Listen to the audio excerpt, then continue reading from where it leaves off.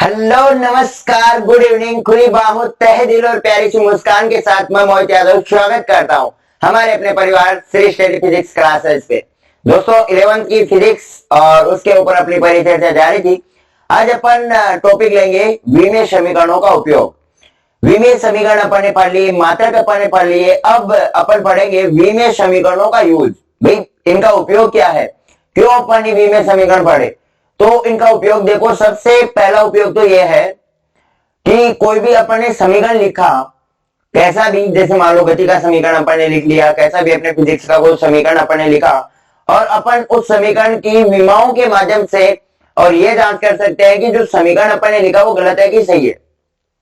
भाई इसमें और ये बहुत ही शानदार चीज है, विमीय समीकरणों के उपयोग से अपन किसी समीकरण की और सत्यता की जांच कर सकते हैं कि भाई अपन ने कोई समीकरण लिखा, इसमें कोई मिस्टेक की है कि सही है। लेकिन इसमें क्या है, थोड़ी सी का बग्स है। बग्स का मतलब थोड़ी लिमिटेशन है, इसकी सीमा है। सीमा यह है कि अपनी जो नंबरिंग होती है, जो भी अपने संख्याएं होती है, संख्याओं की विमा न होने के कारण अगर अपन किसी समीकरण में संख्या गलत भी लिख रहे हैं तो अपने विमीय समीकरण ये चीज नहीं बता पाता कि संख्या सही है कि गलत है। इस चीज की तुलना अपन नहीं कर पाते। बट अगर संख्याओं को छोड़ दिया जाए और इसके अलावा अपन देखें तो विमीय समीकरण के माध्यम से अपन किसी समीकरण की और सत्यता की जांच कर सकते हैं। तो चलिएगा स्टार्ट करें टॉपिक अपने विमीय समीकरणों के उपयोग को। और देखो आपका टॉपिक है वो आपके सामने है, विमीय समीकरणों का उपयोग। और पहला समीकरण है, पहला मैंने क्या बताया कि अपन किसी भी समीकरण की सत्यता की जांच कर सकते हैं कि कोई भी समीकरण सही है या गलत है। इसकी तुलना अपन विमीय समीकरण के माध्यम से कर सकते हैं। कैसे करेंगे इस बात को ध्यान से सुनना। भाई कैसे करेंगे, तो देखो होगा क्या कि अपने बराबर चिन्ह के बाईं ओर और दाईं ओर, अपने समीकरण में बराबर चिन्ह के बाईं ओर और दाईं ओर कई सारे पद होते हैं और वो पद या तो जोड़ के रूप में होंगे या फिर आपस में या तो वो जुड़ रहे होंगे या फिर घट रहे होंगे। या तो भाई दोनों जैसे कोई 3 पद होंगे अपने इक्वेशन में, कोई 4 पद हो गए, तो वो चारों पद या तो आपस में जुड़ रहे होंगे या घट रहे होंगे। अपन उन सभी पदों की अगर विमाएं निकालें तो इक्वेशन में क्या आनी चाहिए, समान आनी चाहिए। अगर इक्वेशन में उन सभी पदों की विमाएं समान आ रही हैं, भाई जैसे मान लो कोई इक्वेशन में 4 पद है तो चारों पदों की अपन ने अलग अलग विमाएं निकाली। अगर चारों पदों की विमाएं समान है इसका मतलब है कि अपना जो समीकरण है वो विमीय रूप से सही है, अर्थात अपना समीकरण सत्य है, जो अपन ने समीकरण लिखा वो सही है। लेकिन अगर किसी एक भी विमा में डिफरेंस आ गया, जैसे 4 विमाएं हैं उसमें 3 ही सही है, एक गलत आ गई या फिर 2 गलत आ गई। अगर विमाएं गलत आ गई यानी अलग अलग आ गई, गलत तो गलत का मतलब ये हो गया कि 3 विमा एक जैसी आ गई और एक विमा डिफरेंस आ गई। अगर एक विमा भी डिफरेंट हो गई इसका मतलब अपना समीकरण विमीय रूप से सही नहीं है, और जो समीकरण विमीय रूप से सही नहीं है वो समीकरण फिर सही नहीं है। ठीक है, वो समीकरण फिर कहीं भी जाओ आप सही नहीं है। कि एक बार दरखास्त कर दिया, अरे भाई किसी गवर्नमेंट कर्मचारी ने और आपके किसी फाइल को दरखास्त कर दिया तो फिर आप कहीं भी जाओ, फिर आप नेताजी के पास जाओ, कहीं पे भी जाओ, जब तक वो गवर्नमेंट एम्प्लॉय आपके फाइल पे जब तक सिग्नेचर नहीं करेगा तब तक वो फाइल अमान्य रहेगी। तो वही चीज है कि भाई अगर विमीय समीकरण से अपना जो इक्वेशन है वो सही निकल रहा है, विमीय विधि से अपना इक्वेशन सही आ रहा है, इसका मतलब अपना इक्वेशन सही है, वरना फिर आप कहीं जाओ अपना इक्वेशन गलत ही रहेगा। तो ये पहली चीज हो गई। भाई बक्स आ रहे हैं क्या इसमें, मेरे ख्याल से एक मिनट एक बार देखिए वॉइस चेक करो भाई। कल वाली उसमें भी वॉइस में थोड़ा डिफरेंस था। वॉइस क्लियर है ना, ठीक है बिल्कुल भाई क्लियर है। अब देखो एक समीकरण है, उदाहरण के लिए हम गति का समीकरण x equal to UT plus half at square लेते हैं। ये क्या बोल रहा है कि उदाहरण के लिए अपन एक गति का समीकरण ले रहे हैं x equal to UT plus half at cube है। भाई ये अपन ले रहे हैं कि ये समीकरण अपन को विमीय विधि से बताना है कि ये समीकरण विमीय विधि से सही है कि गलत है। अरे भाई ये तो पेन पूरा ही घोटाला हो गया इसमें। ठीक है, अब देखो होगा क्या, विमीय विधि से अपन को बताना है कि जो अपन ने समीकरण लिखा वो सही है क्या। तो देखो भाई यहाँ पे आपको मैं बता दूं, अक्ष यहाँ पे अपनी दूरी है, जो अक्ष है ये, एक बार दूर हट जाऊं ताकि आपको पूरा क्लियरिटी से दिखाई दे। अक्ष यहाँ पे दूरी है, u यहाँ पे प्रारंभिक वेग है, u जो है अपना वो प्रारंभिक वेग है, a यहाँ पे त्वरण है, t यहाँ पे समय है। अब भाई इनकी विमाएं आप निकाल लो, इसमें कोई बड़ी दिक्कत वाली बात है नहीं भाई। अरे भाई अब नहीं निकाल सकते क्या आप विमाएं? क्या हो रहा है इसमें? अरे भाई अब विमाएं नहीं निकाल सकते क्या? बिल्कुल निकाल सकते हैं भाई। देखो ध्यान से देखो भाई, अक्ष का मतलब दूरी, और दूरी क्या होती है? तो आप कहोगे भाई दूरी लंबाई होती है। लंबाई की विमा क्या होगी? तो आप कहोगे भाई लंबाई की विमा मीटर होती है, और मीटर का मतलब हो गया द्रव्यमान 0 हो गया। भाई मैं एक बार अक्ष लगा के इसको लिख दूं, यानी अक्ष वाली की जो विमा हो गई वो m0 l1 और t0 हो गई।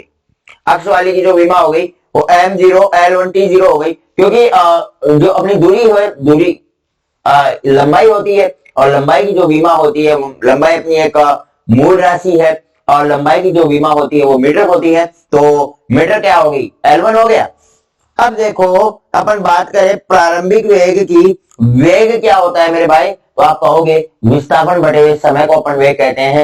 विस्थापन का मात्रक होता है वो, विस्थापन वास्तविकता में विस्थापन भी लंबाई होती है, लंबाई का मात्रक क्या होता है? मीटर होता है। समय का मात्रक सेकंड, अर्थात मीटर अपॉन में सेकंड अपना क्या होता है? वेग होता है। या मैं लिख सकता हूं मीटर सेकंड इनवर्स 1, अरे मीटर अपॉन सेकंड को मैं क्या लिख सकता हूं? मीटर सेकंड इनवर्स 1 लिख सकता हूं। इसकी विमा क्या आएगी मेरे भाई? तो आप कहोगे m0 l1 t-1 आएगी। ये इसकी क्या हो जाएगी? विमा हो जाएगी। ये अपना प्रारंभिक वेग की विमा हो गई। अब अपन बात करें क्या और क्या आ रहा है? तो आप कहोगे भाई एक्सेलरेशन आ रहा है, त्वरण आ रहा है। त्वरण क्या होता है? तो आप कहोगे वेग बटे हुए समय, त्वरण होता है, अर्थात मीटर सेकंड इनवर्स 2 इसका क्या होता है? मात्रक होता है। मीटर सेकंड इनवर्स 2 का मतलब हो गया m0 l1 t-2। ये सब आपको लिखाए हुए हैं बाकायदा, सभी समझाए हुए हैं, तो इसमें किसी को ये नहीं आना चाहिए कि इसमें ये कैसे हुआ, ठीक है? ऐसा और माइंड में कभी लाना भी मत हुई, वरना तो अपना जो भी सीखा उसका सबका चौपट हो जाएगा। और अब अपन एक अपना रह गया t3, ठीक है? 80³ था ना?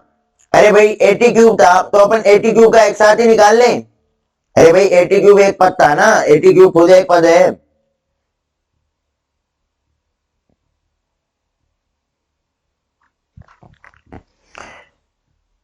अरे भाई अपने समीकरण में एक पद अक्ष हो गया, एक पद ut हो गया, और एक पद क्या हो गया?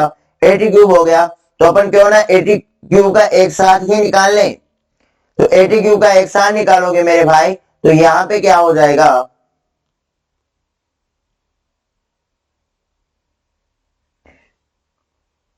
अपना त्वरण का क्या होगा? तो आप कहोगे मीटर सेकंड इनवर्स 2 अपना त्वरण का हो गया, और t³ का हो जाएगा सेकंड की पावर 3। अब घाते समान हो तो ये क्या हो जाती है? आपस में जुड़ जाती है, तो मीटर सेकंड हो जाएगा, और मीटर सेकंड की जो विमा होगी वो m0 l1 t1 हो जाएगी।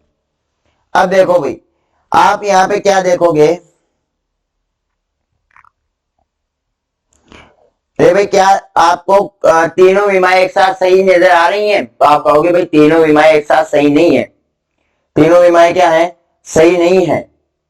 और ये अपन ने यू का ही निकाला है, टी का भी यूटी है ना, तो इसमें भी अपन एक साथ यूटी का निकाल लें। भाई यूटी है तो यूटी होगा, तो सेकेंड इनवर्स से सेकेंड इनवर्स क्या हो जाएगा? कट जाएगा, और ये आ जाएगा -1, ठीक है? यूनिटरी बचेगा ना, यूटी होगा तो मीटरी बचेगा। तो अब देखो भाई दो विमाएं तो यहाँ पे सेम आ रही हैं, दूरी और यूटी की तो दो विमाएं तो सेम आ रही हैं, लेकिन ये एक विमा डिफरेंस आ रही है, और एक विमा डिफरेंस आने के कारण अपनी जो x equal to UT plus half 80³ क्या है? अपना इक्वेशन सही नहीं है। अब ये तो आपको भी पता होगा, ये तो आपको और मेरे को दोनों को ही पता है कि भाई x equal to UT plus half 80³ ऐसा कोई समीकरण नहीं होता है अपने फिजिक्स में, और एक गति का समीकरण जरूर होता है, लेकिन वो होता है x equal to UT plus half 80²। आप कहोगे सर ये कैसे हो सकता है? तो ये तो हो सकता है नहीं, ये अपने न्यूटन भाई साहब ने दिया था, न्यूटन बाबा ने दिया था। अब ये तो सही है, लेकिन अब अपन इसकी जांच करें कि भाई हो सकता है मैं आपको बेवकूफ बना रहा हूं, गलत समीकरण लिखूंगा तो भाई गलत तो हमेशा गलत ही रहेगा, गलत को तो अपन सही नहीं कर सकते, लेकिन हाँ सही सही है क्या, इसकी अपन तुलना कर सकते हैं।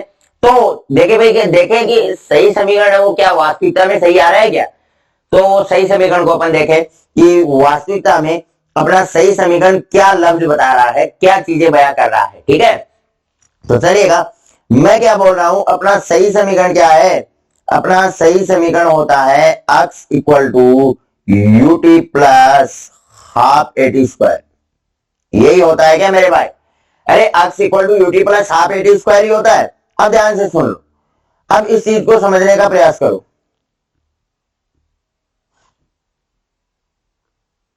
ठीक है, यहां पे देखो इस समीकरण में पहली चीज तो ये देखो कितने पद है मेरे भाई, तो आप कहोगे एक पद x का हो गया, एक पद ut हो गया और एक पद ए टी स्क्वायर हो गया। अरे भाई 1/2 को क्यों नहीं ले रहे हैं, तो आप कहोगे भाई 1/2 का ना तो कोई मात्रक होगा, अरे भाई संख्याओं का ना तो कोई मात्रक होगा, और मात्रक ही नहीं होगी तो उसकी विमा भी नहीं होगी, अगर विमा नहीं होगी तो विमेय समीकरण में इसका क्या ही उपयोग होगा, भाई विमेय समीकरण में इसका उपयोग नहीं होगा, तो इसलिए मैं 1/2 को नहीं ले रहा। अब आप कहोगे सर 1/2 क्यों नहीं लिया वहां पे, अरे भाई 1/2 ए टी स्क्वायर लूंगा तो भी विमा तो अपनी सेम ही आनी है। भाई मैं बोल रहा हूं 1/2 ए टी स्क्वायर लूंगा तो भी विमा सेम आनी है, क्योंकि 1/2 की कोई विमा नहीं होती, और अगर मैं डायरेक्ट ए टी स्क्वायर ले रहा हूं तो भी विमा तो सेम ही आनी है। तो अपन 1/2 को क्यों उसको पीछे पीछे लटकाना है, जहां पे है उसको यहीं पे रहने दो, क्योंकि विमा तो है नहीं। और अगर आप एक साथ लेना चाहो 1/2 ए टी स्क्वायर की विमा तो लिख सकते हो, उसमें कोई बड़ी बात नहीं है, कांस्टेंट मान के इसको छोड़ देंगे, ठीक है। तो अब देखो यहाँ पे पद कितने हैं, तो आप कहोगे एक पद सर x का है, एक पद ut वाला है और एक पद अपना ए टी स्क्वायर वाला है, ऐसे कुल मिलाकर अपने 3 पद है, अपने टोटल समीकरण में 3 पद है। अब इन तीनों पदों की अपन को विमाएं निकालनी है, अगर तीनों पदों की विमाएं समान आती हैं इसका मतलब अपना समीकरण विमेय रूप से सही है, और अगर तीनों पदों की विमाओं में कहीं ना कहीं डिफरेंस आ रहा है इसका मतलब अपना समीकरण विमेय रूप से सही नहीं है, इस चीज का और अपन को ध्यान लगा रहा है, ठीक है। तो देखो भाई, अब ध्यान से देखो, अब देखो भाई, तो अक्ष यहाँ पे दूरी है, यू यहाँ पे प्रारंभिक वेग है, टी समय है, ए एक्सेलरेशन है, ये तो मैंने आपको बता दिया, तो बार बार बताने की आवश्यकता नहीं है। अब देखो अक्ष अपनी यहाँ पे क्या है, दूरी है, अक्ष दूरी है, जो अक्ष दूरी हो गई तो इसका मात्रक क्या हो जाएगा, तो आप कहोगे भाई अक्ष दूरी है तो दूरी का मात्रक मीटर हो जाएगा, और इसकी जो विमा होगी वो होगी m0 l1 t0। विमा क्या हो जाएगी, m0 l1 t0, क्योंकि मीटर है तो द्रव्यमान की पावर 0 आ जाएगी, समय की पावर 0 आ जाएगी, और अपनी लंबाई लेंथ की पावर क्या आ जाएगी, 1 आ जाएगी, क्योंकि मीटर है, अगर मीटर स्क्वायर होता तो l2 हो जाता। ये चीज अपन ने सीख ली। अब होता क्या है कि अगर किसी की पावर में 0 हो इसका मतलब अपन क्या कह सकते हैं, अरे भाई वो 1 हो सकता है, अर्थात अगर आपको यहाँ पे L1 दिया हुआ हो तो भी अपनी विमा मेरे भाई क्या है, सही है, क्योंकि 1 इंटू L1 इंटू 1 इसका मुख्य मतलब क्या है, ये है, ठीक है। क्योंकि किसी भी संख्या की पावर अगर आपको 0 मिले तो वहां पे आपको संख्या को 0 कभी नहीं बनाना है, उसका मतलब क्या है, उसका मतलब है 1, ठीक है। तो भाई इनको मैं हटा दूं, अरे कोई काम थोड़ी लेंगे। अब देखो सेकंड चीज अपन ले यूटी, भाई दूसरा पद अपना है यूटी, यूटी में यू प्रारंभिक वेग है, तो प्रारंभिक वेग का सूत्र होता है मीटर अपॉन में सेकंड, और इनटू टी का सूत्र क्या होगा, तो भाई टी का सूत्र होगा अपना सेकंड, सेकंड से सेकंड कट जाएगा, अपना मात्रक बन गया m, और m की विमा हो जाएगी m0 l1 t0। m की विमा क्या हो जाएगी मेरे भाई, m0 l1 t0 हो जाएगी। अब अपन एक तीसरा पद ले ले ए टी स्क्वायर, तो मीटर अपॉन सेकंड स्क्वायर, ये तो क्या होगा, ये तो अपना एक्सेलरेशन होगा ना मेरे भाई। मीटर अपॉन सेकंड स्क्वायर क्यों हुआ, क्योंकि वेग बटे हुए समय होता है, वेग का मात्रक होता है मीटर अपॉन में सेकंड, और अपॉन में सेकंड मतलब सेकंड सेकंड दो हो जाएंगे और वो गुणा हो जाएंगे, ये अपन ने निकाल रखा है। तो वेग का मतलब वेग बटे हुए समय हो गया अपना एक्सेलरेशन, और इनटू टी स्क्वायर दे रखा है, और टी का मात्रक सेकंड होता है, स्क्वायर दे रखा है तो अपन उसका स्क्वायर कर देंगे, सेकंड स्क्वायर से सेकंड स्क्वायर कैंसिल आउट, मतलब यहां भी m बचा और m की विमा हो जाएगी m0l1t0, m की विमा क्या हो जाएगी m0l1t0। भाई आप देखो क्या तीनों विमाएं सही है क्या? अरे भाई तीनों विमाएं सेम है क्या? तो आप कहोगे बिल्कुल सेम है, मतलब अपने किसी समीकरण के तीनों पद समान है, इसका मतलब अपना समीकरण सही है। अरे भाई इसका मतलब क्या हुआ, अपना समीकरण सही है। सही है तो फिर बात किस देरी किस बात की, लिख लो भाई जल्दी से, फटाक से नोट डाउन कर लो। मैं हट रहा हूं स्क्रीन से और भाई इस चीज को नोट डाउन कर लो। विभिन्न समीकरणों का उपयोग हेडिंग डाल लो और विभिन्न समीकरणों का उपयोग हेडिंग डाल के और इसमें लिख लो भाई, समीकरण लिखते समय कोई भूल का पता करने में ए पॉइंट डाल लो। और ए पॉइंट क्या है, समीकरण लिखते समय किसी भूल का पता करने में। और फिर ऐसे कैसे लिख लो, किसी समीकरण के बराबर चिन्ह है, ये चीन नहीं है, ये चाइना वाला चाइना नहीं है, यहाँ पे प्रिंटिंग मिस्टेक है, ये चिन्ह है। अपना साइन के बाई और दाई और कई पद होते हैं जिन्हें आपस में जोड़ा या घटाया जाता है। अतः समीकरण में आने वाले सभी पद बीमीय सूत्र एक ही होते हैं सभी पदों के। यदि ऐसा नहीं है तो अपना समीकरण क्या है, गलत है।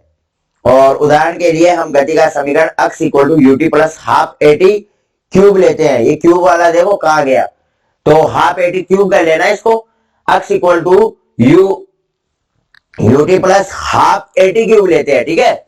और साइड में लिख लो, यहाँ पे x अपनी दूरी हो जाएगी, u अपना प्रारंभिक वेग हो जाएगा, a अपना त्वरण हो जाएगा और t अपना समय हो जाएगा। t क्या हो जाएगा, समय हो जाएगा। t अपना समय हो जाएगा और अपन अलग अलग इनकी विमाएं देख लेंगे।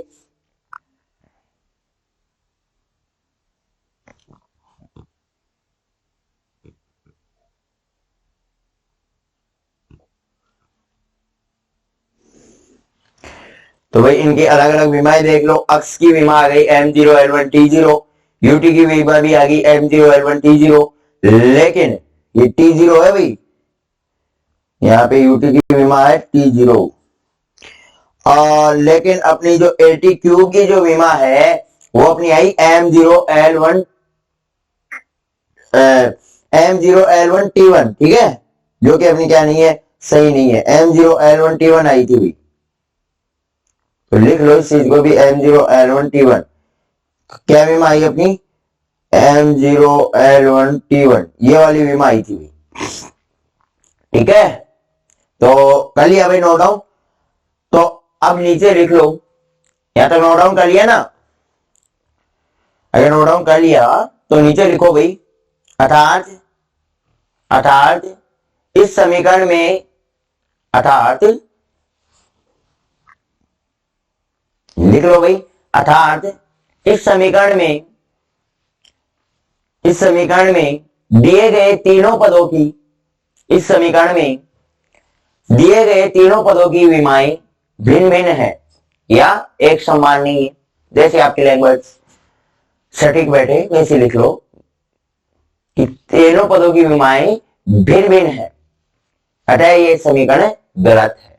अतः ये समीकरण विमीय रूप से गलत है, ये समीकरण गलत है, लिख लो। और विमीय रूप से गलत है ऐसा और भी अच्छा लगेगा, अतः यह समीकरण विमीय रूप से गलत है, अतः यह समीकरण विमीय रूप से क्या है, गलत है, ठीक है। अब लिखो, अतः सही समीकरण, अतः सही समीकरण, और सही समीकरण में फिर हेडिंग डालो, हेडिंग क्या डालोगे, सही समीकरण में लिख लो x equal to UT plus half at square, x equal to UT plus half at square. मैं एक बार दूर रखूं ताकि सही समीकरण आपको नजर आए। तो x इक्वल टू क्या हो जाएगा, UT plus half at square हो जाएगा। और इसको लिख लो भाई, तीनों इसकी विमाएं लिखोगे तो तीनों विमाएं यहाँ पे क्या आ जाएंगी, समान आ जाएंगी। लिखो भाई जल्दी से, फटाक से नोट डाउन कर लो, समय नहीं लगाना है।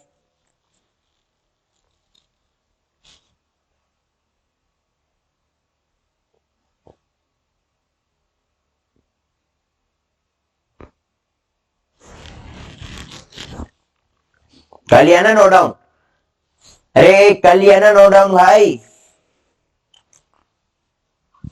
अरे भाई नोट डाउन कर लिया? कर लिया, बिल्कुल कर लिया। अब इसके नीचे लिख लो, अर्थात उपरोक्त समीकरण में तीनों पदों की विमाएं समान है। अर्थात उपरोक्त समीकरण में तीनों पदों की विमाएं समान है। अतः हमारा समीकरण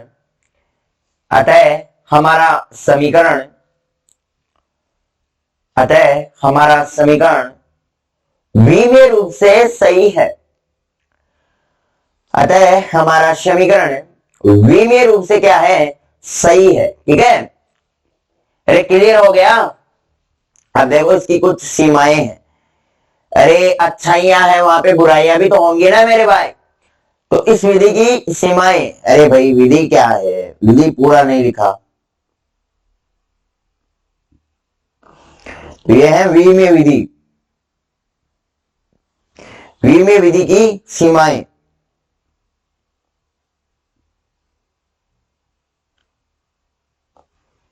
तो देखो भाई विमीय विधि की क्या सीमा है। तो मैंने क्या बताया, विमीय विधि की सीमा में पहली सीमा तो यह है कि भाई अपन समीकरण को सत्य बता सकते हैं, कोई बात नहीं है। अपनी विमीय जो विधि है ये बिल्कुल क्लियर करती है। लेकिन इसकी एक कमी यह है कि भाई संख्याओं की कोई विमा नहीं होती है। अब अपन तो विमीय विधि के द्वारा इस समीकरण को सोल्व कर रहे हैं, लेकिन संख्याओं की तो कोई विमा ही नहीं है। अब भाई अपन को कैसे पता चलेगी कि भाई इस समीकरण में जो संख्याएं दी गई है वो सही है? क्योंकि अपन तो संख्याओं को तो कांस्टेंट मानकर छोड़ देते हैं, संख्याओं को तो वास्तविकता में समीकरण में यूज ही नहीं लिया जाता। भाई जब विमाएं पर निकाल रहे होते हैं तो संख्याओं को तो यूज में नहीं लेते। अब भाई मैं बोल रहा हूं 1/2 के स्थान पे अगर 1/3 अपन को दे दिया जाए तो अपन को क्या पता चलेगा? विमीय विधि से तो बिल्कुल समीकरण सही आएगा, क्योंकि अपन तो संख्याओं को तो यूज में लेते नहीं है, संख्याओं की तो विमा होती नहीं है। अब अपन को कैसे पता चलेगा भाई समीकरण सही है कि गलत है? तो ये इसकी एक सीमा हो गई कि भाई संख्याओं की विमा नहीं होने के कारण अगर अपने समीकरण में संख्याएं गलत लिख दे, भाई मैं बोल रहा हूं कि 2x = 3ut प्लस 1/10 80²। आप इस समीकरण को वास्तविकता में तो आप देखोगे तो आप कहोगे भाई ऐसा समीकरण ब्रह्मांड में नहीं बना। ब्रह्मांड में मतलब अपने फिजिक्स में और न्यूटन बाबा ने तो नहीं बनाया, वो तो बन गया होगा और अपने मैथमेटिक्स में चल गया होगा कि सर ऐसे तो कैसे हो सकता है, लेकिन अपने गति के नियमों में ऐसा समीकरण तो नहीं है। लेकिन अपनी विमीय विधि से आप देखोगे तो विमीय विधि बोलेगी हाँ बिल्कुल सही है, क्योंकि विमीय विधि में आप अक्ष की विमा निकालोगे, यूटी की विमा निकालोगे, 80² की विमा निकालोगे, तीनों पदों की विमाएं समान आएंगी। अपन को संख्याओं का पता नहीं है, संख्याएं चाहे 1 2 2 2 सही 2 की गलत 2 अपन को नहीं पता। तो ये इसकी क्या हो गई भाई, अगर संख्याएं आ गई और संख्याओं में अगर गलत संख्या आ गई तो अपनी विमीय विधि वहां पे असफल हो जाएगी। तो पहली ये चीज यहाँ पे क्या हो गई, एक कमी हो गई। लेकिन एक बात ध्यान रखना, एक बात क्या है कि अगर विमीय विधि से हो सकता है कि विमीय विधि से सही समीकरण अपना गलत हो जाए। भाई विमीय विधि से कोई समीकरण अपना सही था, विमीय विधि ने उसे सही निकाल दिया था, लेकिन वास्तविकता में वो समीकरण गलत है, तो ऐसा हो सकता है, कोई बड़ी बात नहीं है। भाई मैंने अभी समीकरण बताया आपको tan ut वाला, या मैं बोल रहा हूं कि x = ut प्लस 1/3 80²। विमीय विधि से तो सही है, लेकिन वास्तविकता में तो गलत है ना मेरे भाई। यहाँ पे तो 1/3 के स्थान पे 1/2 आएगा। लेकिन ये मान लो हो सकता है, ऐसा कोई बड़ी बात नहीं है। लेकिन ध्यान से सुनना, लेकिन अगर विमीय विधि से कोई समीकरण गलत हो गया ना तो वो गलत है, गारंटेड गलत है। फिर आप कुछ भी कर लो वो समीकरण सही नहीं हो सकता। आप वहां पे ये नहीं कह सकते भाई विमीय विधि की सीमाएं हैं। विमीय विधि की सीमाएं बिल्कुल है, लेकिन अगर विमीय विधि ने डायमेंशन मेथड ने अगर क्लियर कर दिया कि समीकरण गलत है तो फिर वो गलत है। ठीक है, तो इसका मतलब सीधी सी बात यह है कि अगर डायमेंशन मेथड में अपन को यह कह दे कि यह समीकरण गलत है तो फिर वो गलत है। हाँ, हो सकता है कि कभी कभार अपना सही समीकरण भी, अपना गलत समीकरण को भी विमीय विधि सही बता दे, लेकिन अगर किसी समीकरण को इसने गलत निकाल दिया तो गलत ही होगा। तो ये चीज भाई आप नोट डाउन कर लो, बहुत इंपॉर्टेंट चीज है ये। मैं एक बार कैमरे से हट जाऊं और विमीय विधि की सीमाएं और विमीय विधि की सीमाएं डाल करके और आप ऐसे जैसे लिख लो भाई। जल्दी से फटाक से, इसमें तो क्यों ही देरी कर रहे हो,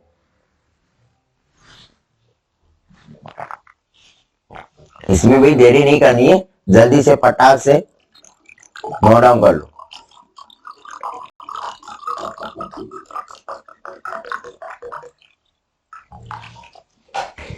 और नोट डाल के लिख लेना कि वी में विधि से सही समीकरण गलत हो सकता है, लेकिन अगर इस विधि से कोई समीकरण गलत हो गया तो फिर वो हो गया, फिर अपन उसको सही नहीं कर सकते। तो एक बहुत ही इंपॉर्टेंट चीज भी हो जाती है भाई, ये इंपॉर्टेंट चीज भी हो जाती है।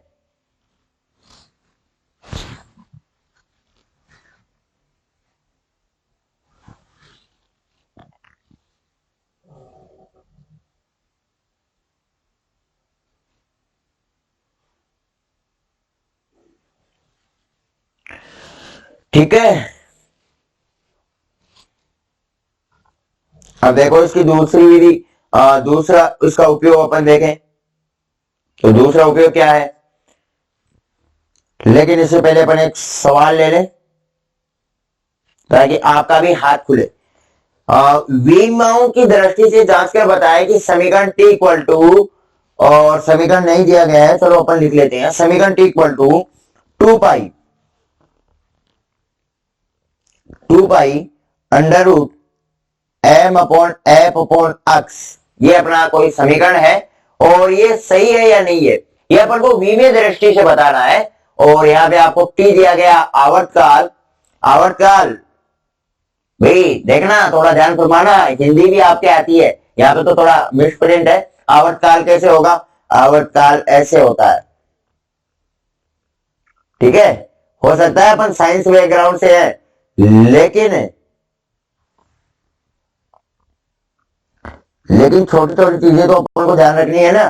तो आवर्तकाल टी है, द्रव्यमान एम है, एम यहाँ पे क्या है, द्रव्यमान है, एफ यहाँ पे बल है, और अक्ष यहाँ पे क्या है, विस्थापन है, अक्ष यहाँ पे क्या है, विस्थापन है।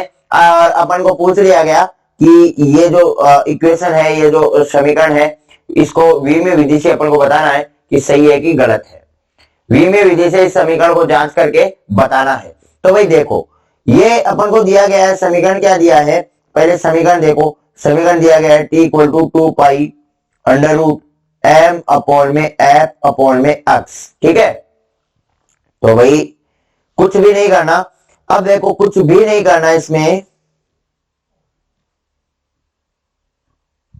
सुनो ध्यान से, टी आवर्तकाल होता है, आवर्तकाल का मात्रक क्या होता है, तो आप कहोगे सेकंड होता है, तो आवर्तकाल का मात्रक हो गया अपना सेकंड, तो लिख दो भाई second equal to 2 pi under root, under root में एम है, अंडर एम, एम किसको बोलते हैं सर, द्रव्यमान को बोलते हैं, द्रव्यमान का मात्रक क्या होता है, किलोग्राम, तो भाई लिखो मात्रक, ऐसा ही मात्रक की बात कर रहा हूं मैं यहाँ पे, क्योंकि मैं क्या बोल रहा हूं, अधिकतम जो मात्रक प्रणाली, अधिकतम जो चीजें यूजेज ली जाती है वो ऐसा ही मात्रक प्रणाली में ही यूज लेते हैं।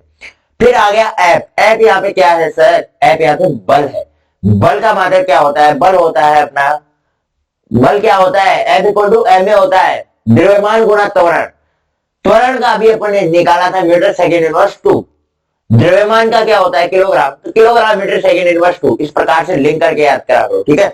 तो ये हो गया बल का किलोग्राम मीटर सेकेंड इनवर्स 2, ऐसे कंफ्यूज नहीं होना है, रटे रटाए रहेंगे तो कंफ्यूज हो जाओगे कि ऊर्जा का मात्रक kilogram metre square second inverse 2 होता है, फिर बल का मात्रक ये होता है, फिर आप आज आपको याद है, फिर आप भूल जाओगे, फिर आप ऊर्जा का मात्रक करोगे किलोग्राम मीटर सेकेंड इनवर्स 2, और बल का मात्रक करोगे kilogram metre square second inverse 2, अगर रटा हुआ रहेगा तो ऐसा ही करोगे, लेकिन अगर समझा हुआ रहेगा तो बिल्कुल आप आनंदमय तरीके से और सॉल्व करोगे, कोई बात नहीं।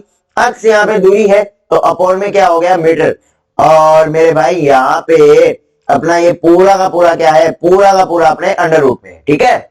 अब देखोगे, अरे यहां तक क्लियर हो गया क्या, तो भाई देखो यहां से देखो, किलोग्राम से किलोग्राम उड़ा दें तो आप कहोगे बिल्कुल उड़ा दो, यहां से मीटर उड़ा दें बिल्कुल उड़ा दो, और सेकेंड इनवर्स 2 अपने बटे हुए में है, ये यहां पे ऊपर चला जाएगा तो सेकेंड क्या हो जाएगा, सेकेंड क्या स्क्वायर हो जाएगा, तो क्या हो जाएगा भाई, second equal to 2 pi under root second square.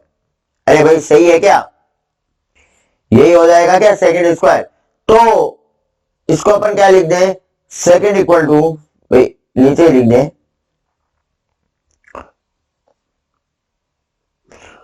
ठीक है। मैं क्या लिख दूं इसको, मैं इसको लिख सकता हूं सेकेंड इक्वल टू 2 पाई और अंडर रूट सेकेंड स्क्वायर का अंडर रूट हटाओगे तो क्या हो जाएगा, सेकेंड हो जाएगा।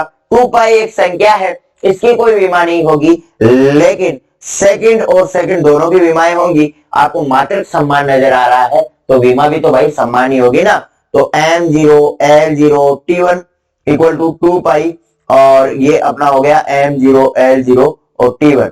अपन को विमाओं के बारे में बात अपन विमेय समीकरणों की कर रहे हैं, बात अपन को विमाओं पे रखनी है। तो दोनों पदों की जो विमाएं है वो सम्मान है, इसका मतलब अपना दिया गया जो फॉर्मूला है वो क्या हो, सम्मान है। अपना जो दिया गया फॉर्मूला है वो क्या है, सम्मान है। एक बार फटाक से इस फॉर्मूले को भी भाई नोट डाउन कर लो, ये कई बार एग्जामिनेशन में आया हुआ है अपने, और तो एग्जामिनेशन वाले फॉर्मूले को अपन को कंप्लीट तो करना ही पड़ेगा ना। तो भाई हेडिंग डाल लो, हेडिंग क्या, पहले क्वेश्चन लिख लो, ये लो अच्छे से दिखाई पड़ रहा होगा, और क्वेश्चन लिखे और ऐसे कैसे आंसर लिख लो इसका।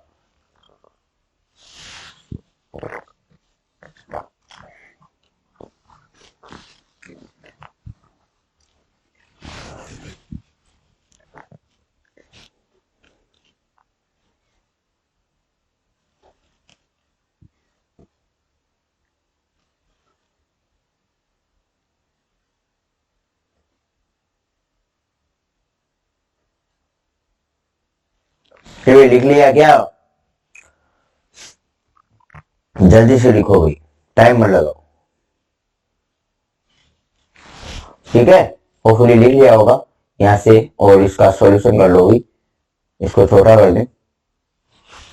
देखो जल्दी से, 2 लाइनों का सॉल्यूशन है लेकिन बहुत इंपॉर्टेंट है। सॉल्यूशन कितने लाइन में हो रहा है दोस्त, इंपॉर्टेंट वो नहीं है, सॉल्यूशन कितना आपको आ रहा है, इंपॉर्टेंट ये है, ठीक है। तो बिल्कुल और ध्यान से पढ़ना है, कंसेप्ट को क्लियर करते चलना है। हर एक कंसेप्ट आपके लिए बहुत ही शानदार और जानदार होगा इस चीज का, और आपको थोड़ा ख्याल रखना है, कंसेप्चुअली आपको पढ़ना है, चीजों को रट के नहीं पढ़ना है।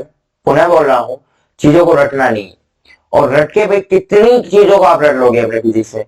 ये तो मानो शुरुआती पेज है, शुरुआती चैप्टर है, शुरुआती चैप्टर तो फिर भी मानो सरल है, और सरल ही है, सारे चैप्टर सरल है।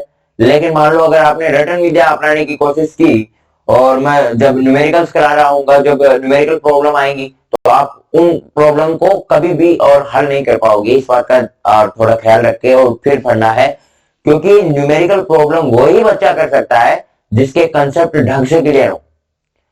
अगर ये जो एक छोटा सा अभी न्यूमेरिकल है, ये न्यूमेरिकल बड़ा बन सकता था अगर आपको इसकी मात्रक और विमा ना पता हो। आवर्तकाल शब्द का कभी मात्रक आपने सुना नहीं हो, ये ही क्वेश्चन टफ हो सकता था। आपको मात्रक निकालना नहीं आता हो, विमा नहीं निकालना आता हो, यही क्वेश्चन टफ हो सकता है, जिसको अपन बोल रहे हैं लल्लू। लल्लू नाम दे रहे हैं ना इसको, और एग्जामिनेशन में कई बार आया है, कई बार बच्चे मार खाए हैं इसमें। तो इसलिए, और चीजों को अगर आप कंसेप्चुअली पढ़ते हुए चलोगे तो बिल्कुल ऐसे ही अपनी फिजिक्स बन जाएगी जैसे अब बन रही है ना, बिल्कुल धीरे धीरे स्लो स्लो और शानदार तरीके से अपन पढ़ पा रहे हैं। तो इसी तरीके से अपन फिजिक्स को पढ़ेंगे, और इसमें आपको थोड़ा ये ध्यान रखना है कि रटने के बजाय अपन चीजों को समझने पे थोड़ा गौर करें, ठीक है। और बाकी सब ठीक है, चलेगा।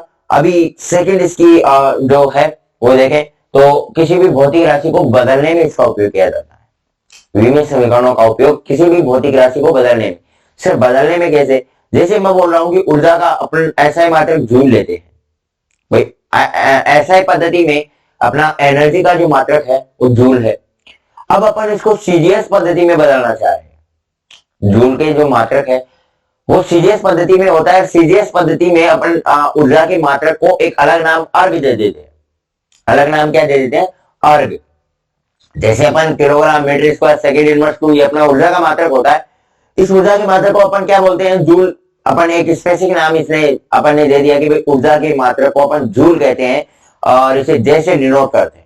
ठीक इसी प्रकार से भाई इसी ऊर्जा की मात्रा को सीजीएस में क्या बोला जाता है, सीजीएस पद्धति का मतलब क्या हो गया कि किलोग्राम की जगह ग्राम शब्द आएगा। भाई किलोग्राम की जगह अपन ग्राम मात्रक यूज में लेंगे, मीटर की जगह अपन सेंटीमीटर यूज में लेंगे, और सेकंड सेकंड सब में निस्तर है वो सब में यही रहेगा। तो ये सीजीएस पद्धति में, और इसे कहा जाता है अर्घ। अब यहां से सर क्वेश्चन क्या पूछेगा, तो क्वेश्चन पूछ लेगा भाई ऐसे बताओ आप कि अपना, आपको मैंने ये बता दिया कि भाई एसआई पद्धति में और अपना ऊर्जा का मात्रक जूल है, सीजीएस पद्धति में ऊर्जा का मात्रक अर्घ है। तो ये बताओ एक अर्घ बराबर कितने जूल होते हैं, या एक जूल बराबर कितने अर्घ होते हैं। वैसे तो ये चीज याद रखने वाली चीजें हैं, क्योंकि आगे अपन को कई बार अर्घ में दे दिया और अपन को एसआई में परिवर्तित करना है, तो डायरेक्ट अपन को ये वैल्यू याद होनी चाहिए। लेकिन अगर क्वेश्चन ने अगले ने पूछ लिया कि भाई ऐसे बताओ आप एक जूल में कितने अर्घ होते हैं या एक अर्घ में कितने जूल होते हैं, तब क्या करोगे, तो तब क्या करना है, तो ये चीजें समझनी है।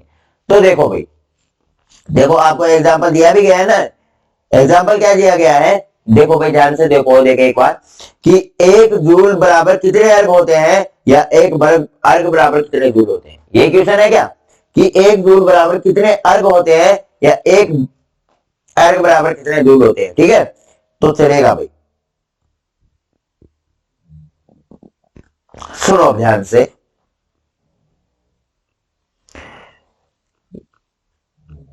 अब ध्यान से सुनना। अब देखो भाई,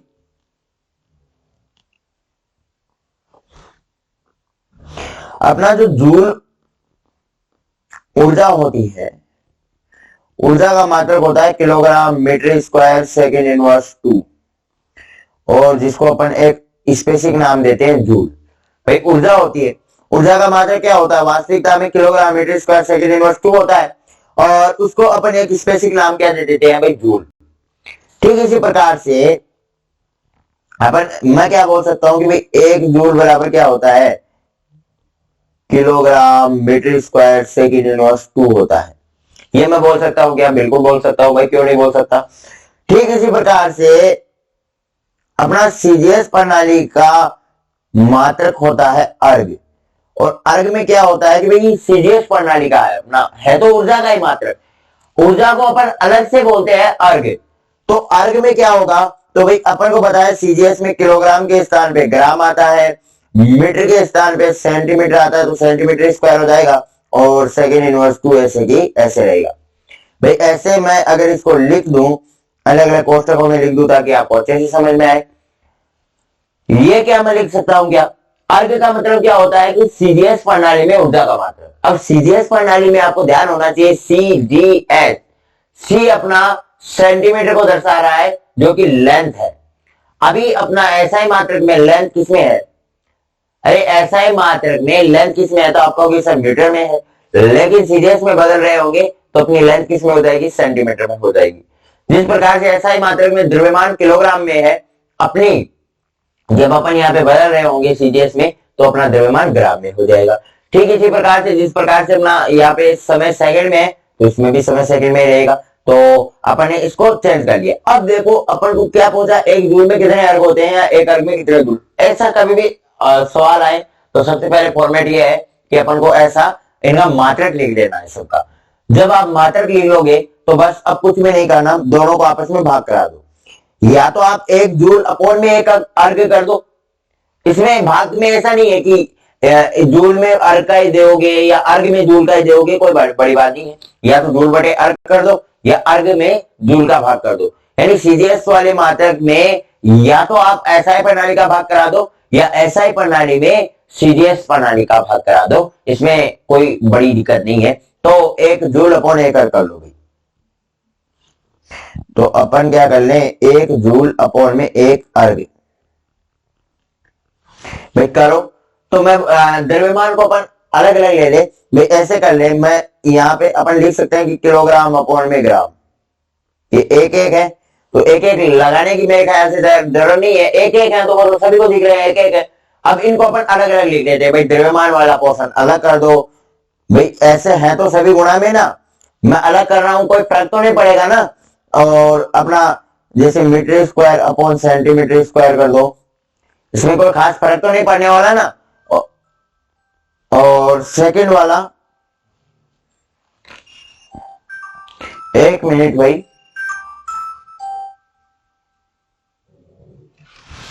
ठीक है,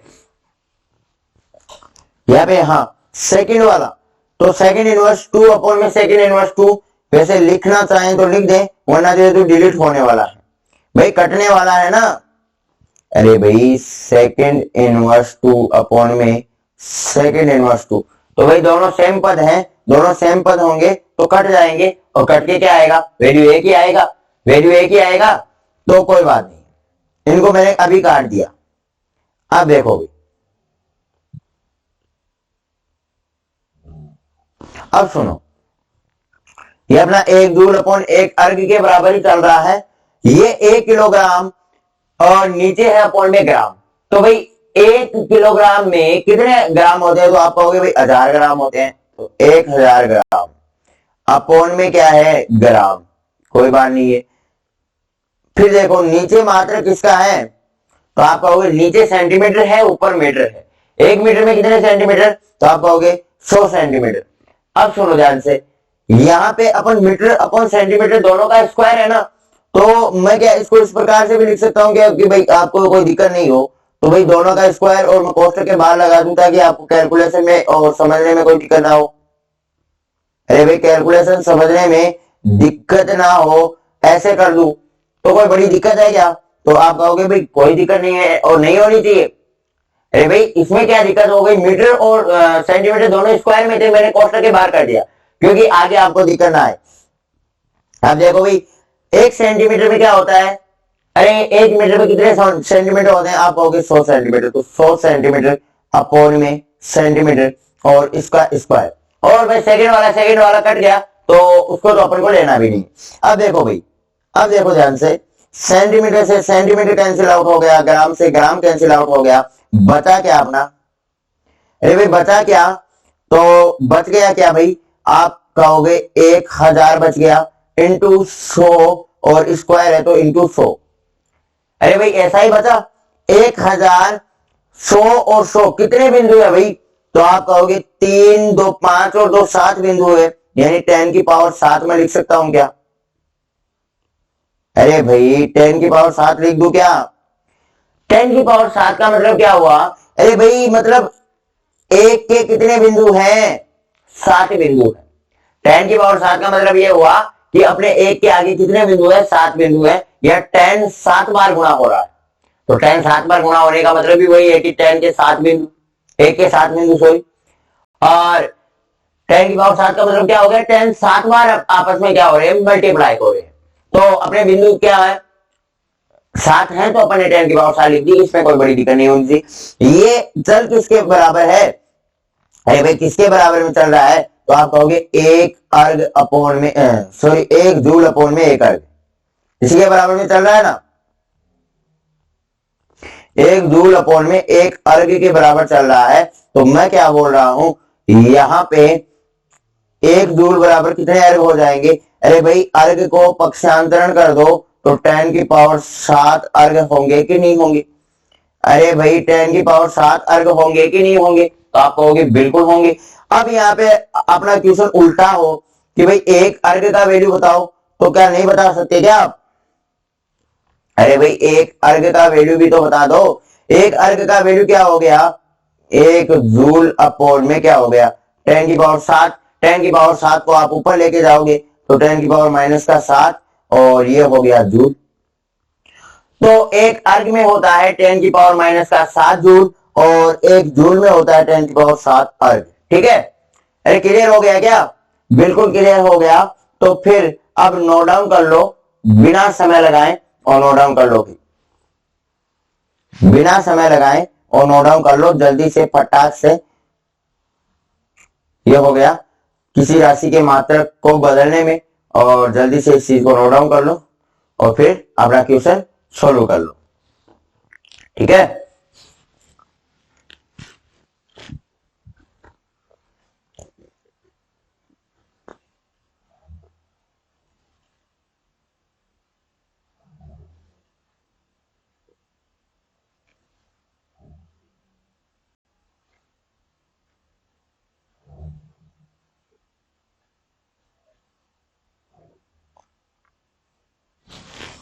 कर लिया हो। एग्जाम पर डालो उदाहरण, एक जूल बराबर कितने अर्ग होते हैं या एक अर्ग बराबर कितने जूल होते हैं।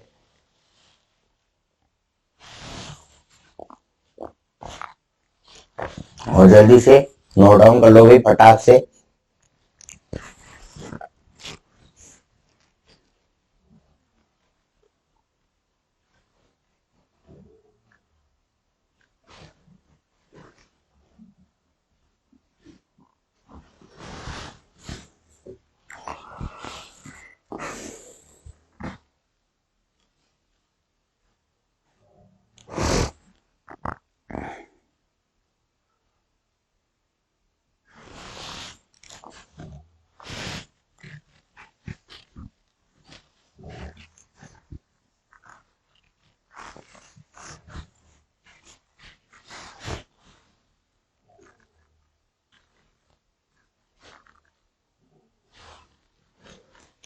लिख लो भाई।